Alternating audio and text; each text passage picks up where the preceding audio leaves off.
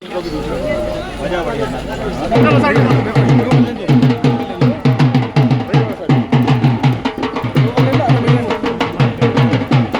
आज मुझको लगता नहीं था कि मैं सर से मिल पाऊंगा और बहुत तेज हृदय से खुशी हो रही कि इतनी तेज बारिश होने के बावजूद भी सर निकलते हुए भी हम लोगों के लिए रुके। सर उनका हृदय से धन्यवाद। और जब कार्यक्रम हम लोग आए थे तो हमको लगता ही नहीं था कि हम सर को देख पाएंगे, लेकिन सर का नेचर देख के बहुत अच्छा लगा कि इतनी तेज बारिश में सिक्योरिटी होने के बावजूद भी सर हमसे मिलने आए। बहुत बहुत धन्यवाद सर का।